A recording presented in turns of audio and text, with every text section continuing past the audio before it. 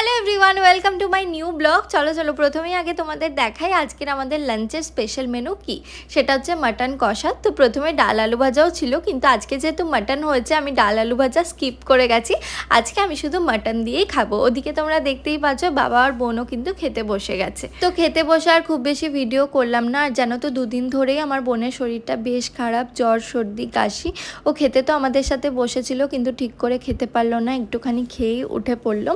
এখন ওয়েদারটা এতটাই খারাপ, সবার কাছেই শুনছি যে জ্বর সর্দি কাশি এসব হচ্ছে। তো তোমরা সবাই একটু সাবধানে থেকো, বৃষ্টিতে একদমই ভিজো না। আমার বোন স্কুলে যাওয়ার সময় একটু বৃষ্টিতে ভিজেছিল, তারপর থেকে ওর শরীরটা এরকম খারাপ হয়েছে।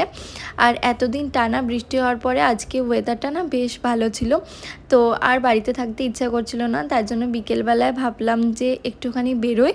তো তার জন্যই আমি স্টুডিওতে চলে এসেছি একটু রেডি হওয়ার জন্য। কালকের ব্লগে তোমাদেরকে দেখিয়েছিলাম আমার রিসেন্ট ফেভারিট এই লিপ বামটা।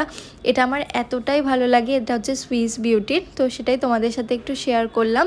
তো আমি লিপস্টিকের মতন ইউজ করে নিয়েছি আর হচ্ছে ব্লাশ হিসেবেও ব্যবহার করে নিয়েছি। এটা কালারটা না ভীষণ ডার্ক, তো খুব ভালো লাগে। তারপরে আমরা বেরিয়ে পড়েছিলাম আর আজকে গেছিলাম ডায়মন্ড প্লাজায়। ডায়মন্ড প্লাজায় আজকে এত ভিড় ছিল, আজকে শনিবার ছিল।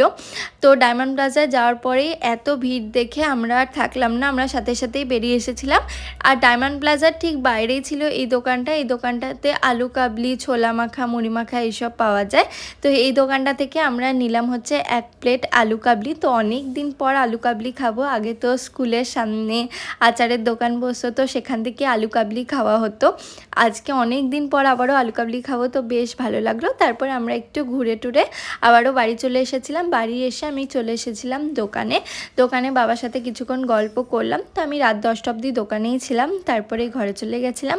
তো আজকে আমার মিনি ব্লগটা কেমন লাগলো অবশ্যই কমেন্ট করে জানিও। আজকের মতো টাটা বাই।